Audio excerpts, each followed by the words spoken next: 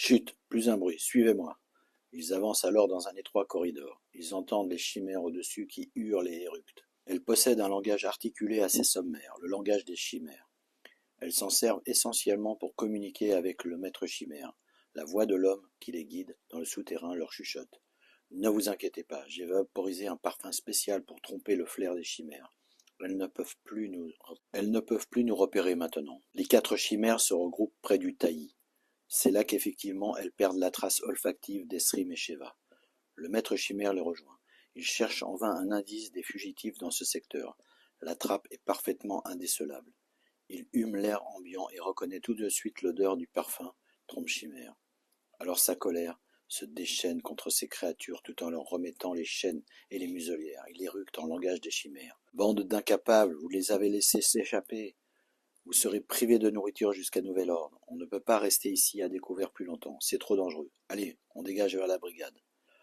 Esrim, Sheva et l'homme, après avoir descendu à pas lents un escalier de fortune, débouchent enfin sur une enfilade de petites pièces éclairées par des sortes de lampes à huile. Ils désignent un recoin sombre avec une paillasse au sol. Vous pourrez dormir ici pour cette nuit. Nous te devons beaucoup. On te remercie du fond du cœur. Elle, c'est Sheva, et moi, Esrim. Je suis Franck. Venez, asseyez-vous, je vous en prie. Vous êtes membre de l'upper class, n'est-ce pas? Oui. Il faut avoir perdu la raison ou être victime d'un rapt pour se retrouver dans ce coin, non? Sheva et moi, c'est un peu difficile à expliquer. Comment dire? Nous avons décidé de fuir pour rejoindre des amis scientifiques dans le No Man's Land.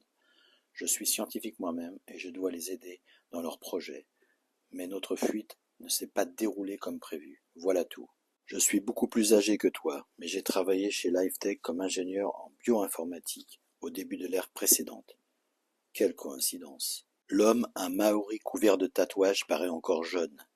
Mais les années passées dans ce trou à rats commencent à peser. L'humidité et une nutrition carencée ont accéléré sa déchéance physique. Il a perdu des dents et il boite légèrement.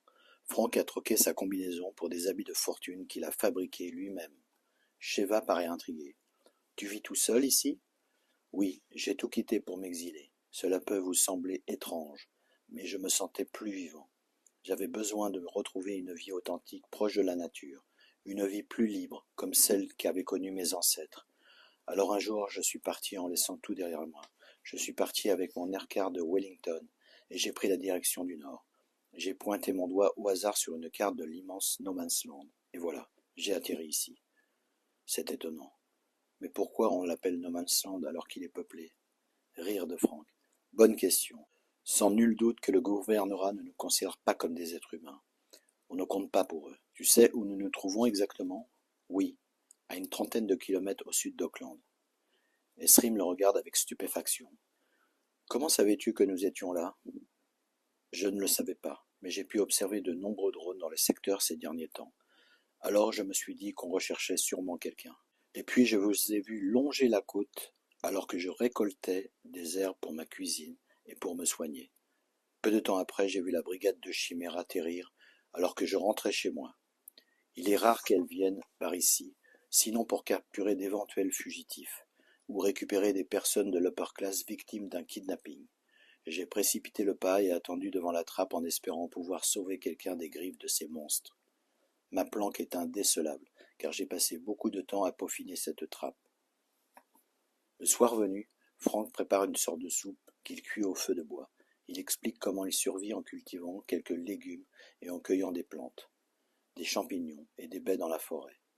Il y a encore dans cette forêt un peu de gibier comme des takahe, poules d'eau sauvages, ou des kun-kun, cochons sauvages. Mais il préfère ne pas trop chasser les derniers animaux existants dans le No Man's Land par pur respect de ne pas nuire à cette faune en survie. Les trois s'installent autour d'une table en bois. Tous les objets de cet antre sont faits de bois. Les flammes des petites fioles installées un peu partout font danser leurs ombres sur les murs en torchis. Ces fioles sont remplies d'un mélange de matière organique qui dégage une odeur pas très agréable. De minces gaines d'aération descendent l'air frais nécessaire de la surface et d'autres évacuent les fumées de cuisine et de chauffage. Franck a construit son home patiemment à l'aide de ce qu'il a trouvé autour de lui. Étrangement, il préfère vivre sous la terre, car il s'y sent mieux, protégé et plus en sécurité. Frank explique à ses hôtes que des survivalistes vivent non loin dans des cabanes. Ils forment une petite communauté.